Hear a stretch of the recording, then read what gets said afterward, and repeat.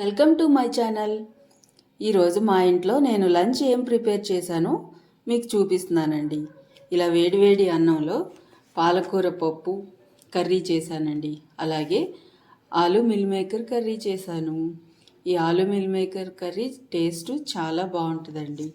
Chicken తిననాళ్ళు వెజిటేరియన్స్కి ఇది same chicken curry తిన్నట్టుగానే ఉంటుంది. అలాగే పాలకూర పప్పు గురించి మీకు తెలియందేం కాదు కదా, చాలా టేస్టీగా ఉంటుంది.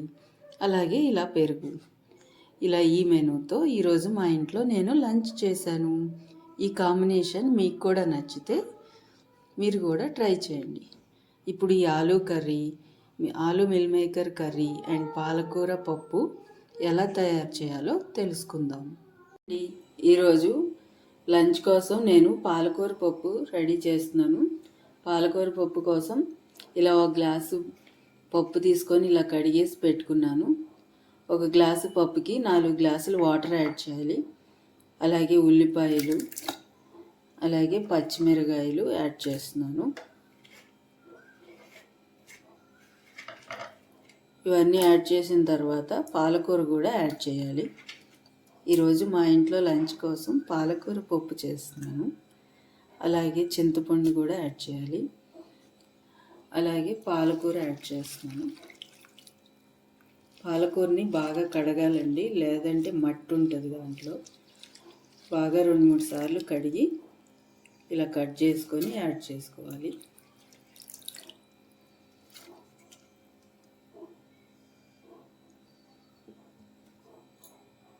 అలాగే కాస్త వెల్లుల్లిపాయలు వేస్తున్నాను. అలాగే పసుపు కూడా వేయండి. ఇప్పుడు ఇవన్నీ వేసేసుకొని స్టవ్ మీద పెట్టుకొని ఒక 4 విజిల్స్ రానివ్వాలండి. అలాగే జీలకర్ర కూడా వేయండి. ఇలా కుక్కర్లో పెట్టి 4 విజిల్స్ వచ్చిన తర్వాత పప్పు ఇలా మెత్తగా ఉడికిపోయిందండి. ఇప్పుడు దీన్ని ఒక బౌల్లోకి తీసుకొని తిరమాత వేసుకుందాం. ఇలా బౌల్లోకి తీసుకున్నాం కదా, ఇప్పుడు మన టేస్ట్కి తగ్గట్టు కాస్త దీంట్లోకి సాల్ట్ యాడ్ చేద్దాం. ఇలా యాడ్ చేసుకొని బాగా మిక్స్ చేసుకోండి. ఇప్పుడు అలాగే తిరమాత వేసుకొని దీనిలోకి యాడ్ చేద్దాం.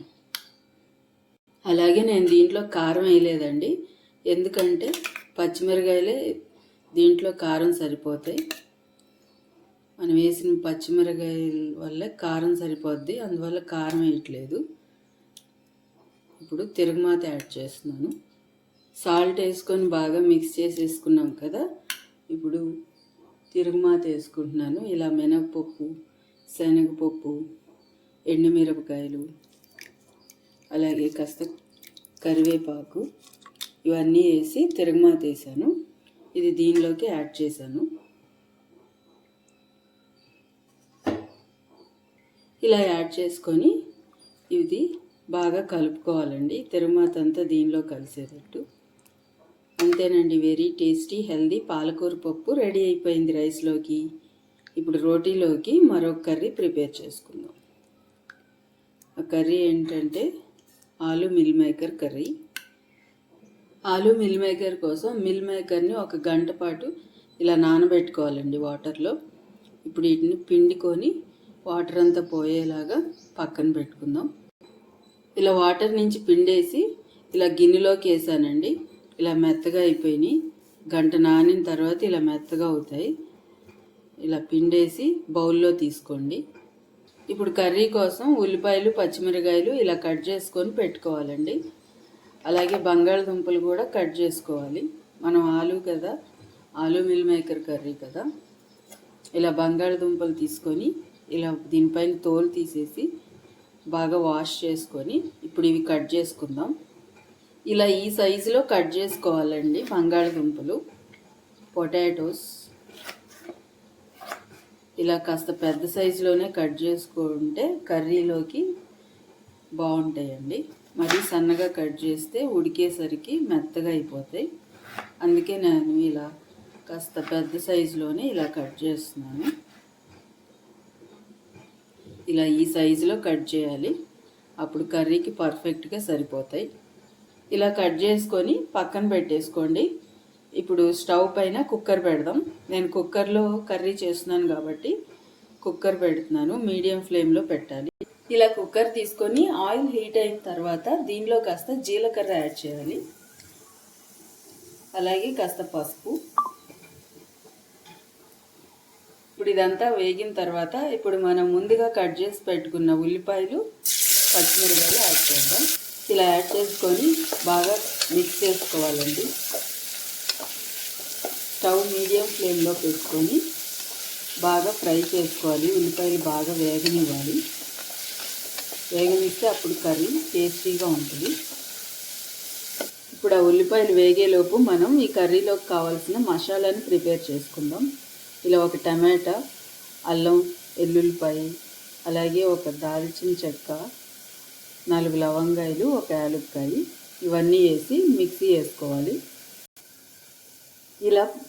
ఇలా మరీ మెత్తగా కాకుండా ఇలా కచ్చాపచ్చాగా పేస్ట్ చేసుకోవాలి. ఈ మసాలా మనం కర్రీ చేసుకునే క్వాంటిటీని బట్టి ప్రిపేర్ చేసుకోవాలండి. ఇప్పుడు ఈ పేస్ట్ పక్కన పెట్టేసుకొని ఉల్లిపాయ వేగిందో లేదో చూద్దాం. ఇప్పుడు ఉల్లిపాయ ఇలా వేగిపోయిందండి. ఇప్పుడు దీనిలోకి మనం ముందుగా కట్ చేసి పెట్టుకున్న బంగాళదుంపల్ని యాడ్ చేద్దాం.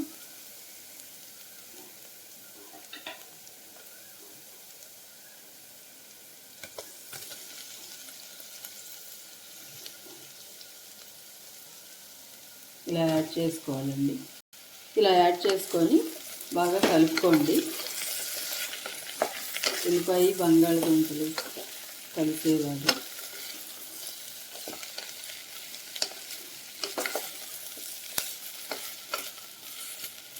ఇలా కలుపుకున్న తర్వాత ఇప్పుడు దీనిలోకి మనం ముందుగా నానబెట్టి పిండుకొని పక్కన పెట్టుకున్న మిల్ మేకర్ని యాడ్ చేద్దాం.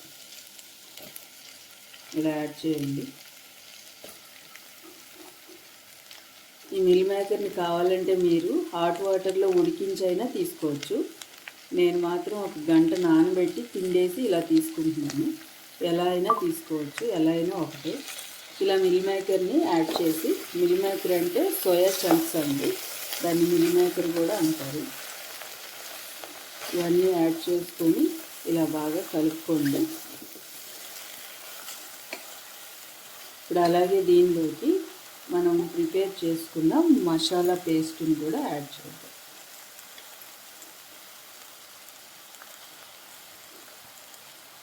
టమాటా వేసాను కదా, టమాటా వేస్తే కర్రీ టేస్ట్ చాలా బాగుంటుంది.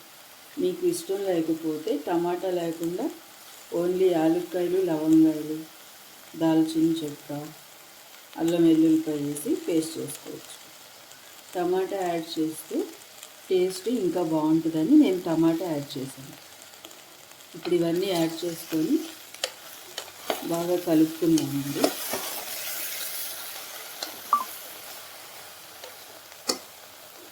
ఇలా కలుపుకున్న తర్వాత ఇప్పుడు మన టేస్ట్కి తగ్గట్టు దీనిలోకి సాల్ట్, అలాగే మన స్పైసీనెస్కి తగ్గట్టు కారం. ఇది కాస్త ఘాటుగా ఉంటేనే టేస్ట్ బాగుంటుందండి. అలాగే కాస్త ధనియాల పౌడర్. మనం తీసుకునే మసాలాని బట్టి, కొంతమంది మసాలా ఎక్కువ తింటారు కదా, అందుకని కాస్త ఎక్కువ యాడ్ చేసుకోండి. మసాలా తక్కువ అయితే మసాలా కాస్త యాడ్ చేయండి ఫ్లేవర్ కోసం. ఇప్పుడు ఇవన్నీ యాడ్ చేసుకొని కలుపుకోండి.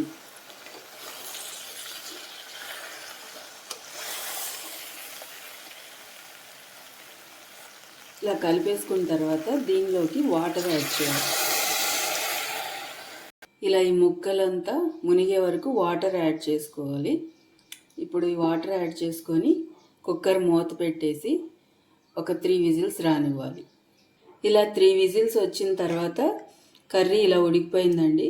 చూడండి, బంగాళదుంపలు, మిల్ మేకరు అంతా చక్కగా ఉడికిపోయింది. ఇలా వాటర్ అంతా డ్రై అయిపోయి ఆయిల్ అంతా బయటకు వచ్చి ఉడికిపోయింది. పర్ఫెక్ట్గా ఉడికినట్టేనండి. ఇలా మిల్ మేకర్ మీకు ఇంత పెద్ద సైజు ఇష్టం లేకపోతే మిల్ మేకర్ని కట్ చేసుకొనైనా సన్న ముక్కలుగా కూడా వేసుకోవచ్చు. ఇప్పుడు ఈ కర్రీని బౌల్లోకి ట్రాన్స్ఫర్ చేసుకుందాం.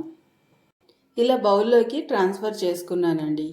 అంతేనండి, very tasty and healthy meal maker aloo curry ready అయిపోయింది.